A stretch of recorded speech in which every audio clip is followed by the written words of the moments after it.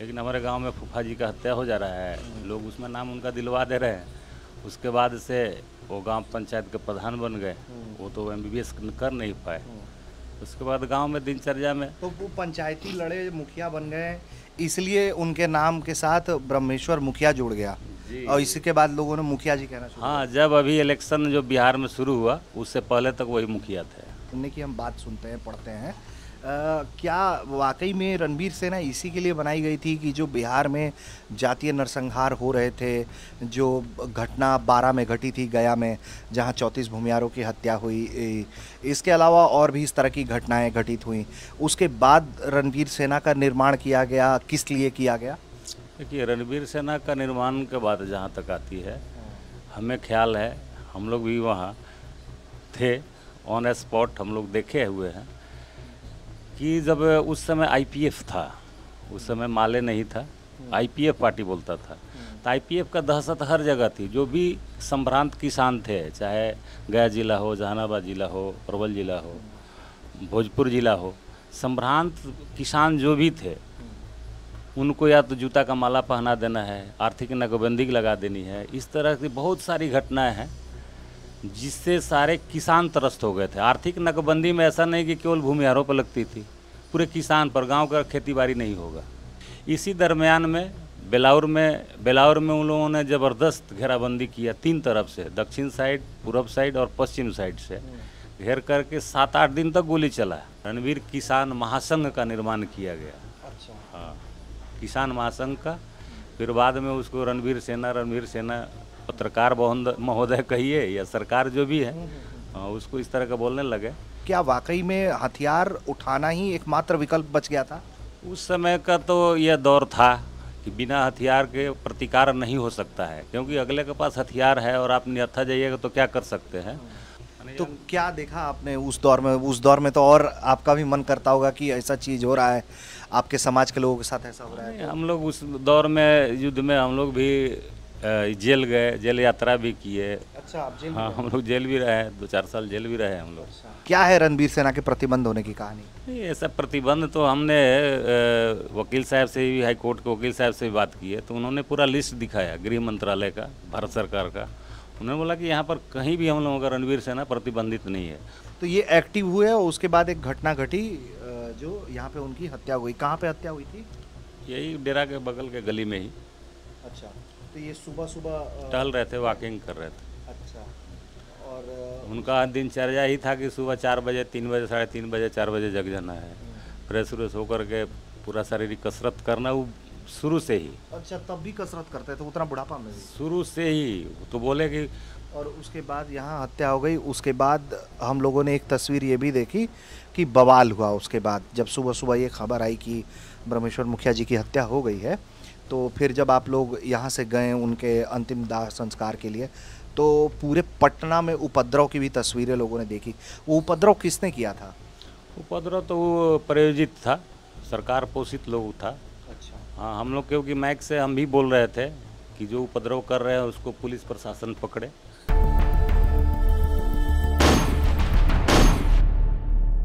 बिहार में जब जब जात की बात हुई तो एक दौर बिहार में ये भी रहा कि वहाँ लगातार नरसंहार चर्चा में रहे। इन पूरे नरसंहारों में अगड़ी जातियाँ बनाम पिछड़ी जातियों की लड़ाई रही और अगड़ी जातियों की लड़ाई में एक नाम हमेशा प्रमुख रहा, नाम था ब्रह्मेश्वर मुखिया। उनके नाम पर ये दर्ज है कि उन्होंने रणवीर सेना बनाई। इसके अलावा उनके घर पर एक पार्टी भी थी, अखिल राष्ट्रवादी किसान संगठन मंच जो है वो।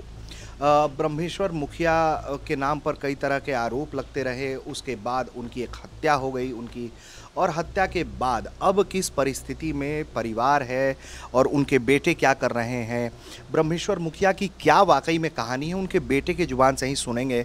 उनके साथ उनके छोटे बेटे इंदु भूषण सिंह जी हैं और इन्हीं से बात जरा आज हम करेंगे। तो इंदु भूषण जी, स्वागत है आपका बिहार तक पर। जी नमस्कार, सबको धन्यवाद, आपको भी धन्यवाद। तो आप तो अब चूँकि राजनीति में रहते हैं, संगठन चला रहे हैं और तमाम तरह से राजनीति में जो है कोशिशें कर रहे हैं, लेकिन अगर हम बात करें वहाँ से ब्रह्मेश्वर मुखिया जी के, आपके पिताजी हैं, तो उनकी हत्या से पहले और वो जो 90 का दशक रहा, आप भी उनके साथ घर पे ही रहा करते थे उस दौर में भी? जी जी, हम बराबर घर पे ही रहे हैं। हम लोग आरा से ही पढ़े लिखे हैं। बिलाउर हाई स्कूल से हमने मैट्रिक किया, फिर एसबी कॉलेज से यहाँ ग्रेजुएशन तक किया हमने। अच्छा। जी। तो ये क्या कुछ देखा आपने उस दौर में, जो कहानियाँ अब हम सुनते हैं आपके पिताजी के बारे में, वैसी कोई कहानी आपने भी देखी, या पिताजी का दिनचर्या क्या रहता था, क्या करते थे? वो देखिए, हमेशा शालीनता में विश्वास करते थे और झूठ से नफरत करते थे। हमेशा वो तो अपने खुद एमबीबीएस का अथी अपना टेस्ट निकाल चुके थे। उनका एडमिशन होने वाला था जम्मू एंड कश्मीर में, लेकिन हमारे गांव में फूफा जी का हत्या हो जा रहा है, लोग उसमें नाम उनका दिलवा दे रहे हैं। उसके बाद से वो गांव पंचायत के प्रधान बन गए, वो तो एमबीबीएस कर नहीं पाए। उसके बाद गांव में दिनचर्या में तो वो पंचायती लड़े मुखिया बन गए, इसलिए उनके नाम के साथ ब्रह्मेश्वर मुखिया जुड़ गया, और इसी के बाद लोगों ने मुखिया जी कहना शुरू। हाँ, जब अभी इलेक्शन जो बिहार में शुरू हुआ, उससे पहले तक वही मुखिया थे। अच्छा। पिताजी ही थे, हमारे बाबा भी मुखिया थे। हाँ। पिताजी भी हुए, हम भी मुखिया हुए। अच्छा। हाँ, हम लोग 3 पीढ़ी से मुखिया हैं घर में। अभी SC/ST हो गया है, रिजर्व हो गया, इसलिए हम लोग अभी नहीं। अच्छा, आप लोगों की सीट जो है वो SC/ST के लिए रिजर्व है? रिजर्व है जी। अच्छा, तो गांव की आबादी कैसी थी? भूमियार बहुल गांव था या कैसा था? नहीं, मिला जुला गांव है। हम लोग मात्र 100-125 घर हैं हम लोग। अच्छा। भूमिहार और अदर कास्ट भी है। बहुसंख्यक में माना जाए तो हम ही लोग हैं। अच्छा। भूमिहार है, उसके बाद मोहम्मडन लोग हैं, यादव जी लोग हैं। हमारे गांव में 36 जातियां हैं। अच्छा। हाँ, मेरे गांव में जब हम मुखिया का इलेक्शन लड़ रहे थे उस समय, तो हम लोगों ने काउंट किया कितनी कितनी जातियाँ हैं, तो 36 जातियाँ हैं। अच्छा। हाँ, लेकिन हम लोग का पॉपुलेशन ज़्यादा है। अच्छा, तो अच्छा मुझे ये बताइए कि 94 में रणवीर सेना के बनने की हम बात सुनते हैं, पढ़ते हैं, क्या वाकई में रणवीर सेना इसी के लिए बनाई गई थी कि जो बिहार में जातीय नरसंहार हो रहे थे, जो घटना 12 में घटी थी गया में, जहां 34 भूमियारों की हत्या हुई, इसके अलावा और भी इस तरह की घटनाएं घटित हुई, उसके बाद रणवीर सेना का निर्माण किया गया, किस लिए किया गया? देखिए, रणवीर सेना का निर्माण के बाद जहाँ तक आती है, हमें ख्याल है, हम लोग भी वहाँ थे, ऑन स्पॉट हम लोग देखे हुए हैं कि जब उस समय IPF था, उस समय माले नहीं था, IPF पार्टी बोलता था, तो IPF का दहशत हर जगह थी। जो भी संभ्रांत किसान थे, चाहे गया जिला हो, जहानाबाद जिला हो, अरवल जिला हो, भोजपुर जिला हो, संभ्रांत किसान जो भी थे, उनको या तो जूता का माला पहना देना है, आर्थिक नाकाबंदी लगा देनी है। इस तरह की बहुत सारी घटनाएं हैं जिससे सारे किसान त्रस्त हो गए थे। आर्थिक नाकाबंदी में ऐसा नहीं कि केवल भूमिहारों पर लगती थी, पूरे किसान पर। गांव का खेती बाड़ी नहीं होगा। अच्छा। तो गांव में तो सबका खेत रहता है, ऐसा नहीं है कि किसी एक विशेष जाति का होता है। तो इसी तरह गया जिला, सब जिला में उन्होंने आर्थिक नाकाबंदी एक उन लोगों का नारा था, आर्थिक नाकाबंदी के तहत हमारे गांव में भी 94 में हमारे गांव में थी, 91 में लगा, 91 में मेरे गांव में भी लगा आर्थिक नाकाबंदी। हम लोग सब किसान, हम लोग पढ़ाई लिखाई छोड़ करके जा करके खेती बाड़ी किए। हम लोग खेत उपज भी अपना काट लिए अपने से, सब किसान बच्चे मिल करके। उसमें वो लोग नहीं आते थे, वो अपने जिसको IPF अपने आप को मानता था वो नहीं आता था। लेकिन और कास्ट यादव जी लोग हैं या जो भी है, मोहम्मडन हैं, ये लोग आते थे, खेत में काम धाम करते थे। इसी दरमियान में बेलाउर में उन लोगों ने ज़बरदस्त घेराबंदी किया 3 तरफ से, दक्षिण साइड, पूरब साइड और पश्चिम साइड से घेर करके 7-8 दिन तक गोली चला। अच्छा। और उधर से सारे गांव को, एकवारी हुआ, दनवार बीटा हुआ, ऐसे भोजपुर जिला में बहुत सारे बड़े बड़े गांव हैं, सब गांव के बड़े बड़े सम्रांत लोगों को मार भी दिया। किसान को मैंने हर तरह से वो अपने कब्जे में ले लिया था। लेकिन बेलाउर एक गांव था जो अभी तक कब्जा में उन लोग को नहीं आया था, इसलिए वहाँ पर चढ़ाई किया। तो बेलाउर किसका गांव था? भूमिहारों का गांव है, बहुत बड़ा गांव है। अच्छा। हाँ, भूमिहार बहुल्य गांव है, बहुत बड़ा गांव है। एक ही गांव का पंचायत है वो, करीब 8-10 हज़ार वोटर है वहाँ। अच्छा। हाँ, 8-10 हज़ार वोटर है, बड़ा गांव है। अच्छा। तो वहीं पर 2-3 दिन गोली चला, उसके बाद सब में खलबली मची कि भाई कितना दिन गोली चलेगा पता है नहीं। लेकिन यही था कि एक तरफ से चल रहा था गोली की, दोनों तरफ से। अच्छा। पहले ये लोग एम्बुश बना लिए थे। अच्छा। दक्षिण साइड से, पूरब से और पश्चिम से। IPF वाले एम्बुश उन लोग का खाना ले जाते हुए हम लोग देखे, हमारे गांव साइड से ही ले जाता था लोग, पानी खाना सब ले जाता था और एम्बुश बना करके सुबह सुबह एकदम फायरिंग शुरू कर देता है लोग। अच्छा, फिर कि उधर लोग से खेत पे प्रतिकार, नहीं? हाँ हाँ, उधर से नहीं, उस समय धान कटनी वाला होने का समय था, आ गया था, धान पक गया था, अक्टूबर नवंबर का समय, यही नवंबर का समय था। ज़बरदस्त गोलीबारी होती है। ये कौन सा साल था? 1994 लास्ट, हाँ। 94 नवंबर में। वो बहुत ज़बरदस्त गोलीबारी, जैसे दिन में दिवाली हो रहा हो, इस तरह का हम लोग सुनते थे। हम लोग नहर पर बैठ जाते थे, वहाँ से देखते रहते थे। गोलियाँ इधर भी गिरती थी, उधर का साइड का। हालांकि उसमें कैजुअलिटी ज़्यादा नहीं के बराबर हुआ कैजुअलिटी, लेकिन गोलीबारी माने दहशत कायम कर दिया लोग। अच्छा, लेकिन किसान लोग वहाँ फिर जुटने लगे, हमारे गांव से भी लोग गए, फिर मीटिंग का दौर शुरू हो गया। उसी समय रणवीर किसान महासंघ का निर्माण किया गया। अच्छा, हाँ, किसान महासंघ का। फिर बाद में उसको रणवीर सेना पत्रकार महोदय कहिए या सरकार जो भी है, हाँ, उसको इस तरह का बोलने लगे। तो वहीं मीटिंग हुआ, वहीं से ये संगठन का शुरुआत हुआ है। अच्छा। और तो ये 94 की बात है कि 94 में बन गया था। हाँ, नो। और उसके बाद की यात्रा जो रही, वो जितने आरोप लगते रहे, तो जो बात कही जाती है कि जो पिछड़ों का नरसंहार हुआ, तमाम चीज़ें की गई, आपके पिताजी पर ही आरोप लगता रहा तमाम चीज़ों का, उसको लेकर क्या देखा है आपने कि क्या वाकई में हथियार उठाना ही एकमात्र विकल्प बच गया था? उस समय का तो यह दौर था कि बिना हथियार के प्रतिकार नहीं हो सकता है, क्योंकि अगले के पास हथियार है और आप निहत्था जाइएगा तो क्या कर सकते हैं। और दूसरा चीज़ यहाँ आता है कि समाज की पिछड़े लोगों का हत्या हो रहा था, वो पिछड़े वर्गों का शेल्टर रूम बना चुका था। वो आईपीएफ उसी के घर में रहता था। अच्छा, तो जिस घर में दुश्मन रहे और वहाँ बमबारिंग हो, तो निश्चित है कि कुछ न कुछ अननोन पर्सन भी उसमें जाएंगे ही जाएंगे। तो वो शेल्टर को हटाने के दृष्टि से उस तरह का नरसंहार होते चला गया कि शेल्टर उन लोग का ख़त्म हो। वहाँ आकर के रात में रहे नहीं, रुके नहीं, क्योंकि दिन भर उन लोगों बाहर अंडरग्राउंड रहते थे, रात में वो निकलना था उन लोगों को। दिन में तो कुछ काम, अच्छा काम करने वाला ना दिन में निकलता है, और ये सब करते रहते थे, इसलिए उन लोगों का शेल्टर के लिए इस तरह का होते चला गया। अच्छा। तो ये आप बता रहे हैं कि वो लोग आके उनके घरों में रहते थे और इसी वजह से ना? जी जी, शेल्टर उन लोग का वही था।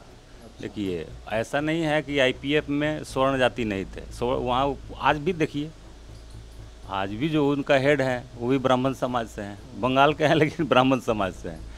तो उसका हेड तो हमेशा कोई ना कोई स्वर्ण रहा है। हाँ, आईपीएफ हो, सीपीआई-एमएल हो, कम्युनिस्ट पार्टी में पढ़े लिखे आदमी है, ऐसा नहीं है कि वो एक जाति का है। लेकिन उन लोगों का क्या विचार था उस समय, ये सब हथियारबंद दस्ता उन लोग का चलता था। जब दस्ता दोनों तरफ से चलने लगा था, ऑटोमेटिक रुक गया। अच्छा, तो ये हथियार कैसे मिला? वो लाइसेंसी हथियार रहता था, हम लोग को कोई बाहर से तो हथियार मंगाते नहीं थे। अच्छा। लाइसेंसी सब हथियार से लड़ रहे थे। किन सा? अच्छा, लाइसेंसी हथियार से मिला। लाइसेंसी। घर में कभी जब आप बड़े हो रहे होंगे, उस वक्त क्या उम्र रही होगी आपकी? हम लोग तो उस समय इंटर कर रहे थे। मैंने कि आप वही 15-18 साल के रहे होंगे। 18-20 साल के। तो क्या देखा आपने उस दौर में? उस दौर में तो और आपका भी मन करता होगा कि ऐसा चीज़ हो रहा है, आपके समाज के लोगों के साथ ऐसा हो रहा है। हम लोग उस दौर में युद्ध में हम लोग भी जेल गए, जेल यात्रा भी किए। अच्छा, आप जेल? हाँ, हम लोग जेल भी रहे, 2-4 साल जेल भी रहे हम लोग। हाँ, तो हम लोग आरोप में आप लोगों को जेल में नरसंहार। हाँ, हम रहें ना रहें, नाम दे देना है। वो पुलिस का खाना पूर्ति, पुलिस तो बोलती थी कि हमको लाश उठाना है, खाना पूर्ति करना है। तो उस खाना पूर्ति के दरम्यान हमें भी हुआ, भैया का भी नाम आया, जबकि वो फोर्स में थे, बीएसएफ में है, उनको भी दिया गया, वो भी जेल आए गए। तो हम लोग आते जाते रहे, उससे कोई हम लोग को ऐसा नहीं रहा कि हम लोग क्यों गए, हम लोग अच्छा कार्य के लिए गए। अच्छा, तो आपको लगता है कि चूँकि अगर हम भूमिहारों की भी बात करें आपके समाज की, तो ब्रह्मेश्वर मुखिया जितना बड़ा चेहरा रहे, तो वो लड़ाई सिर्फ भूमिहारों की तो नहीं लड़ रहे थे, लेकिन क्रॉस सोसाइटी उनको समर्थन मिला। फिर देखिए, लोग उनको, क्योंकि वो भूमिहार जाति से है, जिस जाति से अगहर हो जाता है लोग को उसी जाति में बांधना शुरू कर देता है। तो हम बाईकास्ट भूमिहार, पिताजी हम भी भूमिहार हुए, तो अगहर बनिएगा, आगे चलिएगा तो लोग कहेंगे अरे भूमिहार की पार्टी है, लेकिन ऐसा नहीं था।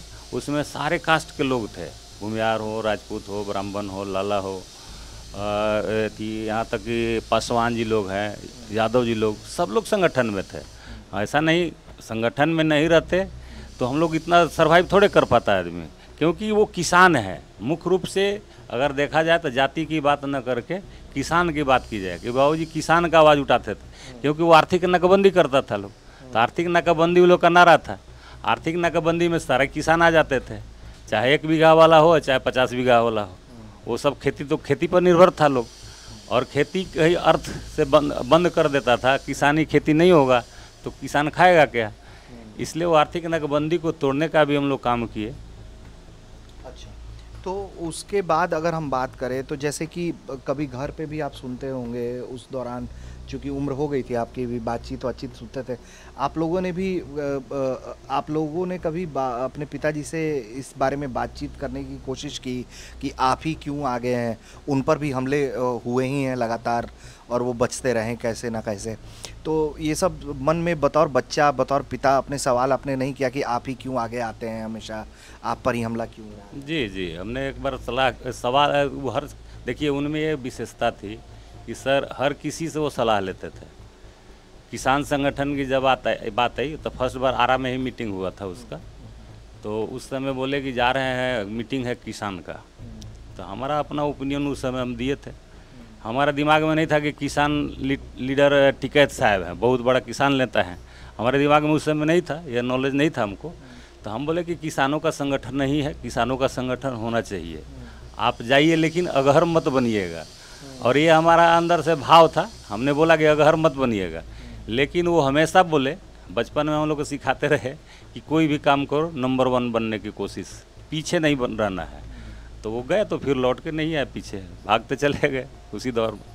कई बार आपने देखा होगा कि हमला भी उन पर हुआ होगा। बहुत तरह से हमला गांव में भी हुआ है, बाहर में भी हुआ है अटैक। हम लोग तो सामने काउंटर दिन भर चला है, वो सब हम लोग देखे हैं, किए हैं, उसमें हम लोग रहे भी हैं। तो क्या होता था उस टाइम पे? गाड़ी गलौज फायरिंग यही होता है, और उसमें होता है क्या? दोनों तरफ पार्टी। हाँ, सामने बहुत ज़बरदस्त। अच्छा, तो ये कभी आपस में इतना होने के बाद कभी राय मशवरा करने की कोशिश नहीं की गई कि अपने स्तर पर रोक देते हैं अब, या उस पार्टी ने भी कभी आप लोगों से कहा है कि भाई आप लोगों ने अब बहुत कर दिया, अब रोक दीजिए आप लोग?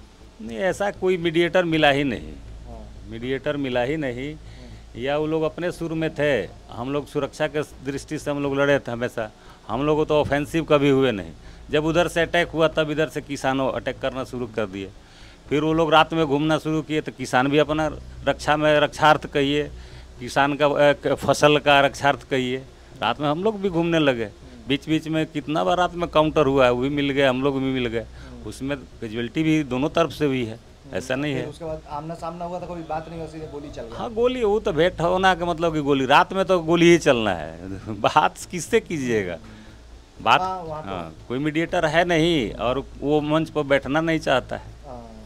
तो ये पूरा जो सफ़र रहा, कहते हैं कि तुरंते 94 में बना और मेरे ख्याल से 95 से हम लोग पढ़ते हैं कि प्रतिबंध लगा दिया गया। क्या है रणबीर सेना के प्रतिबंध होने की कहानी? नहीं, ऐसा प्रतिबंध तो हमने वकील साहब से भी, हाई कोर्ट के वकील साहब से भी बात की है, तो उन्होंने पूरा लिस्ट दिखाया गृह मंत्रालय का, भारत सरकार का। उन्होंने बोला कि यहाँ पर कहीं भी हम लोगों का रणबीर सेना प्रतिबंधित नहीं है। बहुत 164 या कुछ प्रतिबंधित संगठन है, उस पर हम नाम पढ़े, लेकिन उसमें रणबीर सेना का नहीं। ये पत्रकार बंधुओं द्वारा या सरकार के द्वारा घोषित अघोषित, ये कि रणबीर सेना बैंड है, ये है, वो है, प्रतिबंधित है, लेकिन ऐसा प्रतिबंध पेपर में कहीं नहीं दिखा है। अच्छा, तो प्रतिबंध की बात कर ली हमने, लेकिन जब घर पे हथियार उठा, रक्षा के लिए ही सही उठा, तो घर में माता जी ने भी कभी सवाल नहीं किया, रोकने की कोशिश नहीं? नहीं, ऐसा घर में देखिए, जब तक घर का सपोर्ट नहीं रहता है कोई आगे नहीं बढ़ पाता है। घर में हम लोग वही श्रेष्ठ थे घर का, और जो करेंगे वो अच्छा ही करेंगे, ये मान करके सब लोग चलता है। अच्छा, तो माता जी? हाँ, सब कोई विरोध नहीं कि क्यों आप लड़ रहे हैं, काहे नहीं, ये हो जाएगा, वो हो जाएगा। भय नाम का चीज़ ही नहीं था, क्योंकि ये अच्छा कार्य के लिए लड़ रहे थे। कोई बुरा कार्य तो था नहीं, किसी से ले भी लेना नहीं है, उगाही करना नहीं है, किसी को जान मारना नहीं है। आत्मरक्षार्थ लड़ाई लड़ना है, चाहे जो आगे सामने आ जाए, एमसीसी आ जाए, माले आ जाए, IPF आ जाए। उस समय तो एक जोश था कि हम लोग किसानों को रक्षा करना है। तो आप लोगों को कभी पीछे रखने का उन्होंने कोशिश किया कि तुम लोग मत जाओ, हम चले गए तो, या आप भी उतरे? साथ साथ में हम लोग लड़े हैं, साथ साथ गए हैं, अच्छा, साथ साथ हम कहाँ कहाँ नहीं लेकर के उनको गए हैं। बाइक पर लेकर, अब सब जगह का नाम नहीं बताएंगे। ठीक है। हाँ, बाइक पर बिठा करके कहीं लेके चल जाते अच्छा, थे। आप ही उनको लेके बाइक वाइक पे हम भी थे, बहुत लोग थे। अरे वो तो बोलते थे कि तुम ही एगो बेटा थोड़े है, पूरा हमारा बिहारे बेटा है, देशे बेटा है। हाँ, बेटा सबको बोलते थे कि हमारा जो ये आप तुम बेटा नहीं है, बहुत लोग मेरे बेटे हैं। अच्छा, आपके पिताजी का पॉलिटिकल कनेक्शन कैसा था? लोग कहते हैं कि बहुत पॉलिटिकल कनेक्शन बड़ा ताकतवर रहा उस दौर में। जो लोग देश की राजनीति में, दिल्ली में भी बड़े नेता रहे हैं, बिहार के भी बड़े नेता रहे हैं, तो संबंध कैसे थे उनके पॉलिटिकल?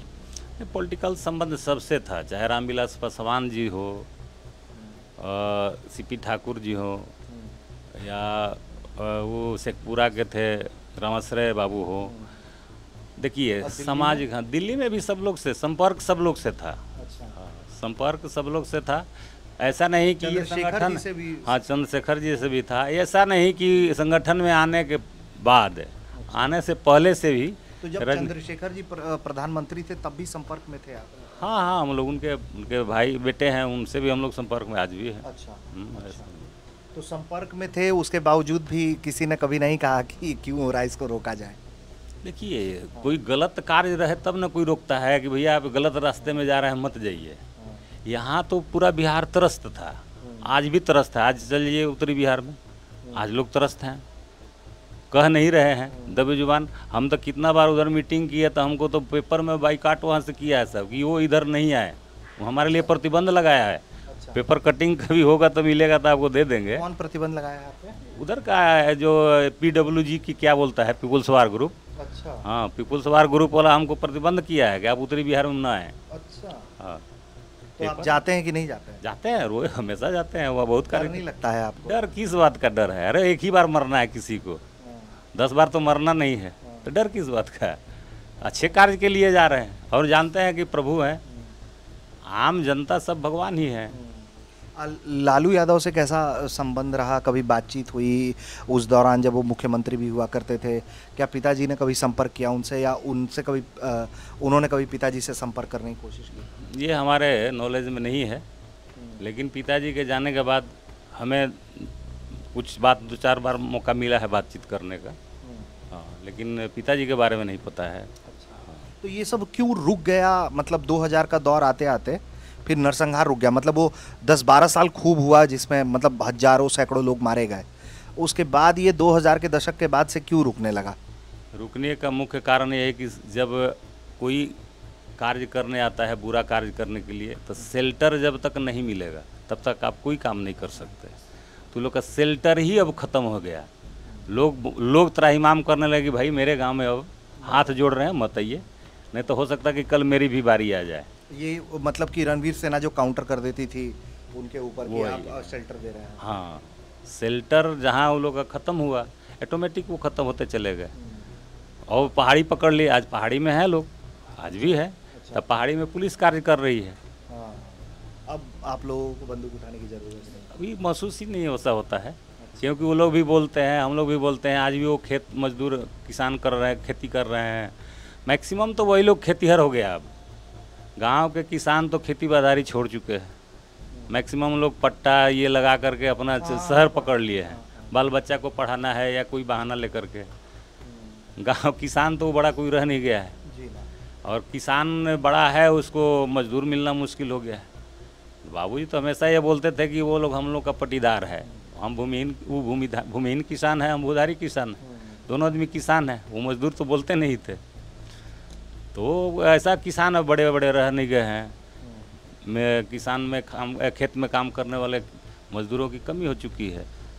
यांत्रिक विधि से जो कर रहे हैं 2 बीघा 4 बीघा अपना जीव खाने पीने के भर, नहीं तो और सब पैसा लेकर के बाहर निकल जा रहे हैं। अच्छा, तो मुझे ये बताइए कि एक दौर चला, उसके बाद जब 2000 के बाद शांति हो गई, तो उसके बाद पिताजी क्या करते थे? क्योंकि एक वक्त शांति रहा और उसके बाद एक घटना घटती है जिसमें उनकी जान चली गई, हत्या की गई उनकी। नहीं तो 2001 में तो जेल चले गए, जेल गए। 2011 में जेल से निकले हैं। मात्र 6-7 महीना रहे हैं।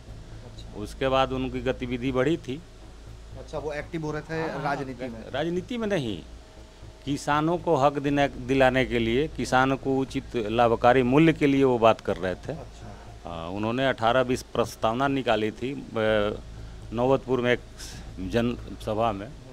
18 प्रस्तावना था, उसमें पहला यही था कि किसानों का लाभकारी मूल्य मिलना चाहिए, जो कृषि उपज है उसका लाभकारी मूल्य। उसी के लिए पैक्स, मान लीजिए कि पैक्स में अभी धान जा रहा है या कोई भी फसल पैक्स खरीद रहा है, तो पैक्स खरीद रहा है लेकिन किसान का उचित मूल्य मिल नहीं रहा है। जो सरकार तय कर रही है मूल्य, वो तो आज भी नहीं मिल रहा है। कोई औने पौने में, मैंने कोई अगर 2100 रुपया रख रहा है धान का रेट, तो 1500, 1700, 1800 से ज़्यादा मिल नहीं रहा है। वहाँ पैक्स लूट रहा है। अच्छा। वहाँ तो ये पैक्स वाला ही लोग बदमाशी करता है। देखिए, बदमाशी तो सब जगह, सबको पैसा चाहिए। पैसा पैसा का खेल चल रहा है इस समय, लोग उसी पर अपना काम भंजा ले रहे हैं। अच्छा। तो ये एक्टिव हुए और उसके बाद एक घटना घटी जो यहाँ पे उनकी हत्या हुई। कहाँ पे हत्या हुई थी? यही डेरा के बगल के गली में ही। अच्छा। तो ये सुबह सुबह टहल रहे थे, वॉकिंग कर रहे थे। अच्छा। और उनका दिनचर्या ही था कि सुबह 4 बजे, 3 बजे, 3:30 बजे, 4 बजे जग जाना है, फ्रेश व्रेश होकर के पूरा शारीरिक कसरत करना, वो शुरू से ही। अच्छा, तब भी कसरत करते थे उतना बुढ़ापा में भी? शुरू से ही। तो बोले कि वो पढ़ते थे पटना पाटलिपुत्र हाई स्कूल में, 6-7 मिनट में गांधी मैदान का 2 चक्कर लगाते थे। अच्छा। हाँ। और उसके बाद यहाँ हत्या हो गई। उसके बाद हम लोगों ने एक तस्वीर ये भी देखी कि बवाल हुआ उसके बाद, जब सुबह सुबह ये खबर आई कि ब्रह्मेश्वर मुखिया जी की हत्या हो गई है। तो फिर जब आप लोग यहाँ से गए उनके अंतिम दाह संस्कार के लिए, तो पूरे पटना में उपद्रव की भी तस्वीरें लोगों ने देखी। वो उपद्रव किसने किया था? उपद्रव तो वो प्रायोजित था, सरकार पोषित लोग था। अच्छा। हाँ, हम लोग क्योंकि माइक से हम भी बोल रहे थे कि जो उपद्रव कर रहे हैं उसको पुलिस प्रशासन पकड़े, क्योंकि ये बाहर से कुछ जगह था, वहाँ से वो लोग एंट्री कर गए। बिहटा के बाद से, बिहटा तक हम लोग का शव यात्रा बहुत सुंदर रहा। बिहटा चौराहा के बाद से उसमें प्रायोजित लोग घुसते गए। अच्छा। और पत्रकार को भी मारा लोग, कैमरा भी फोड़ दिया। जो लाइव सारा चीज़ चल रहा था, लाइव भी बंद कराने के लिए हमको ये लगा कि सरकार का वो प्रायोजित जो भी हो लोग हो, वो इस तरह का बंद कर दिए। फिर जाते जाते छोटा पुल, नहर वाला पुल था, उसके नीचे से 40-50 मोटरसाइकिल से 2-2 डंडा उंडा सब ले करके और पेट्रोल ले करके हम लोग देखा। हम लोग तो मान लीजिए कि शव यात्रा में थे, हम लोग किनको पकड़े, हम लोग तो अपना जा रहे थे। लेकिन हम लोग ये देखा कि वहाँ से 30-40 बाइक वाला जो आगे आग लगाते चला गया। वहाँ सचिवालय, हनुमान जी का भी आज भी दर्द आता है, मंदिर जो है 3 सचिवालय के पास, जलता हुआ देखते हैं तो आज भी लगता है कि वही आग जल रहा है। गाड़ी जला दिया लोग, वही जलाते आग लगाते चला गया, किसी ने उसको पकड़ा नहीं और फिर पता नहीं कहाँ चले। भीषण उपद्रव था, मतलब देखकर कोई भी डर। हाँ, ये तो स्वफुर्त था सबके। देखिए, ऐसा नहीं था कि वो लोग प्रायोजित थे, उसके साथ में भी कुछ अच्छे लोग भी लग गए, सब लोग लग गया। और अंदर से एक भाव था कि हमारे गार्जियन चले गए, दुख दर्द था, बहुत सारी अंदर से भावनाएं थी। तो उसी गुस्से में लोगों ने एकदम जो है सब। हाँ, वो अंदर से उबाल था। वो स्वफुर्त था। और उसके बाद वो पूरा हमने देखा कि आते वक्त और जाते वक्त भी पटना पूरा मतलब कि कांप के रह गया था। उस वक्त पूरा पटना जल उठा था। पटना का पूरा बिहार के ही लोग था। बहुत लोग को तो आने नहीं दिया गया, इतना भीड़ उमड़ था कि पुलिस प्रशासन हर जगह रोक दी, लोग को आने नहीं दिया। यहाँ तक कि श्राद्ध क्रम में भी आने से रोक दिया लोग। अच्छा। इधर कुलवर पुल में रोक दिया, उधर अरवल पुल में रोक दिया, बहुत जगह लोग को आने नहीं दिया। ऐसे बहुत भीड़ हो जाता वहाँ भी। तो ये बार बार जब बिहार में बात होती है इस घटना के बारे में, पहले एक और सवाल आपसे पूछ लेता हूँ, क्या लगता है इंसाफ मिल पाएगा वाकई में आपको इस मामले में, आपके पिताजी के साथ जो हुआ उस केस में? जी जी, ज़रूर इंसाफ मिलेगा। सीबीआई जांच का हमने मांग की थी, सीबीआई ने चार्जशीट सबमिट कर दी है। 8 लोगों को उसमें नामजद अभियुक्त बनाया है। कौन लोगों ने इस घटना को अंजाम दिया? उसमें उल्लास पांडे हैं, बलेश्वर राय हैं, गुड्डू पांडे हैं, अभय पांडे हैं, ऐसे सब ज़्यादा पांडे बंधुई हैं। हाँ, ऐसे करके 8 आदमी को चार्जशीट दायर किया है, कोर्ट में दायर कर दिया है। किया उन लोगों ने ऐसा, क्यों किया उन लोगों ने ऐसा? ये तो उनकी मन की भाव है। हम कभी उनके- आमना सामना नहीं हुआ घटना के बाद आपका उनसे? उसमें तो बलेसर आए और सब लोग तो साथ रहने वाले लोग हैं, कुछ साथ में एकदम 24 घंटा साथ रहने वाले लोग। अच्छा, तो वो अचानक से मतलब ये तो आपके लिए भी सदमा होगा कि ये लोग ऐसा क्यों कर रहे हैं? पूरा जांच जब आया तो सदमा तो होना ही होना है। अच्छा, तो सदमा। ये अब अगर हम बात कर ले आज के दौर की, तो लालू यादव का भी दौर आपने देखा, नीतीश कुमार का भी दौर आपने देखा, आप भी राजनीति में सक्रिय रखते हैं, तो किसका दौर आपको लगता है बिहार कितना बदल गया? ये दौर अच्छा था या वो वाला दौर अच्छा था? देखिए, अब जब अगर आप दौर के बात पूछिएगा तो हम लोग का जो बचपन का दौर था, जो शांति था, जो समृद्धि था, जो गाँवोन्मुख अर्थव्यवस्था था, उसका एक अलग आनंद है। लालू जी को कुछ और रहा, नीतीश जी को कुछ और आया। देखिए, ये तो प्रकृति का नेचर है, समय हिसाब के अनुसार बदलते रहता है। आज मौसम भी बदल चुका है, इंसान को तो छोड़िए। तो लालू यादव के समर्थक लोग या लालू यादव की पार्टी कहती है कि लालू यादव का जो दौर रहा, अब जो उनके बेटे हैं तेजस्वी यादव, तो वो लोग कहते हैं कि वो दौर सामाजिक न्याय का दौर था।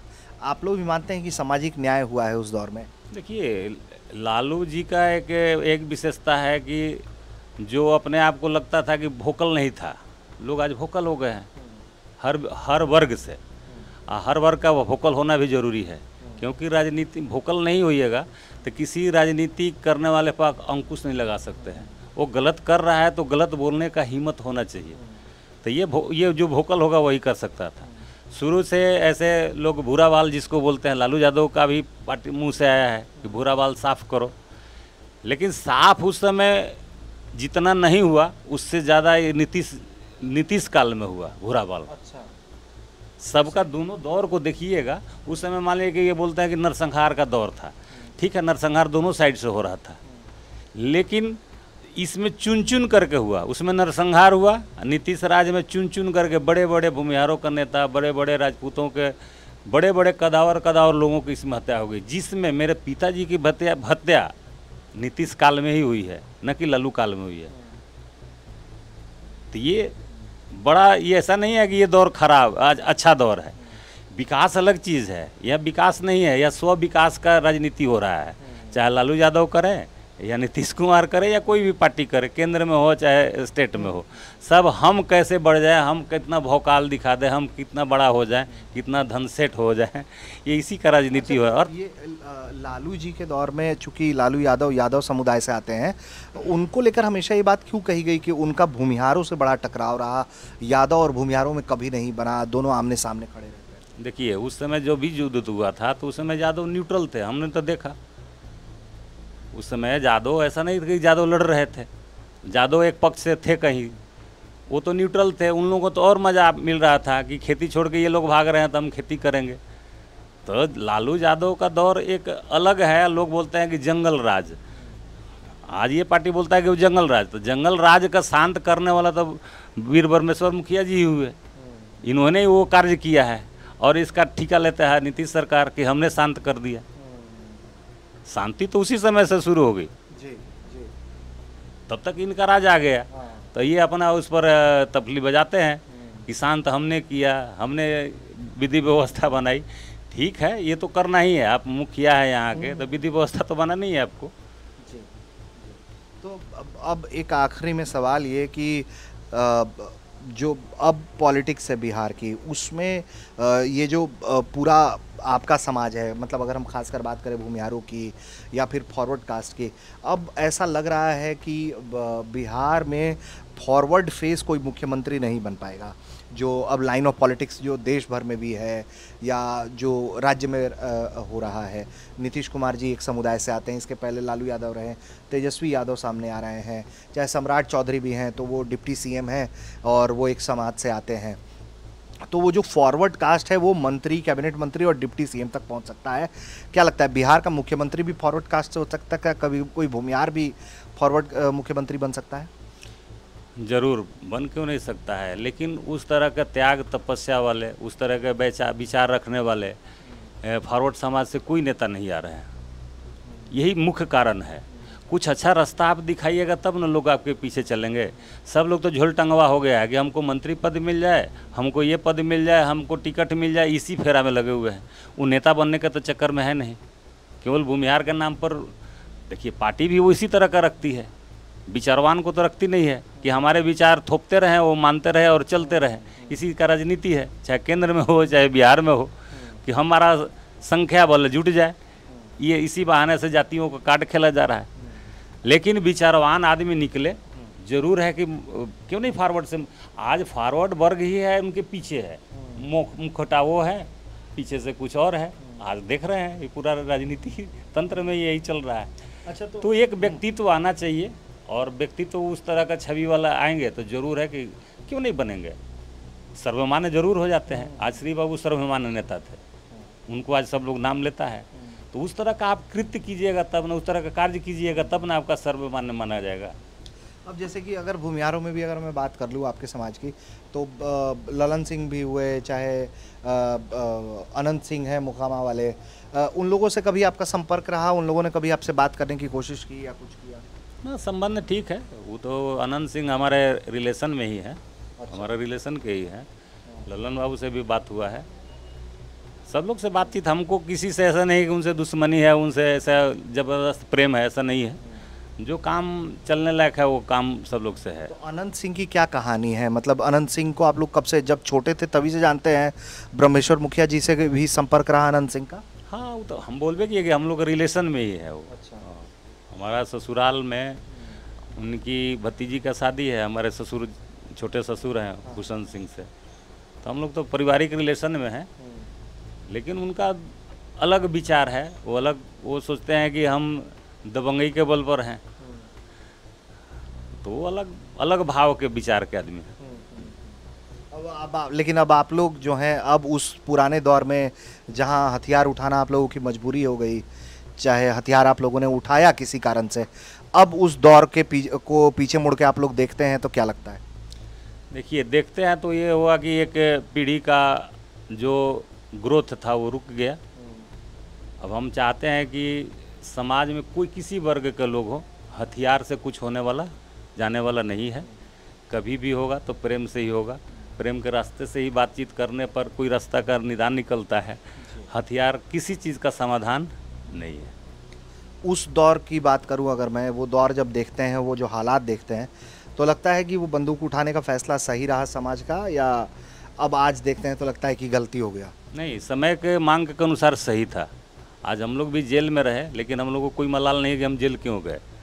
हम लोग लगा कि अगला पीढ़ी को तो हम लोग जवाब दे सकते हैं, और वही हम लोग चूड़ी पहन करके बैठ जाते तो हम लोग किसी को जवाब देने लायक अगला पीढ़ी को नहीं रह पाते। इसलिए अगले पीढ़ी को सुरक्षित रखने के लिए वो कार्य जरूरी था। ठीक है। तो देखिए, ये पूरी बातचीत हमने की ब्रह्मेश्वर मुखिया जी के बेटे हैं, उनसे समझने की ये कोशिश की कि दरअसल वो दौर कैसा था और बंदूक क्यों उठाया गया, और आज के दौर को जब वो देखते हैं तो क्या स्थिति परिस्थिति है। उन्होंने बताया कि भले ही लालू के राज को लोगों ने जंगल राज कहा हो, इनके परिवार के लिए तो जंगल राज वो है जब इनके पिताजी की सार्वजनिक तौर पर हत्या कर दी गई, वो भी सुबह सवेरे टहलते हुए। तमाम पक्षों पर बातचीत की है हमने उनसे, और ये समझने की कोशिश की है कि आखिर क्यों बिहार जात की आग में जलता रहा, और कब वो दौर आया जब चीज़ें बदलने लगी, और आज के दौर में बिहार कहाँ खड़ा है। कैमरा पर्सन नितेश्वर के साथ ऋषिराज, बिहार तक।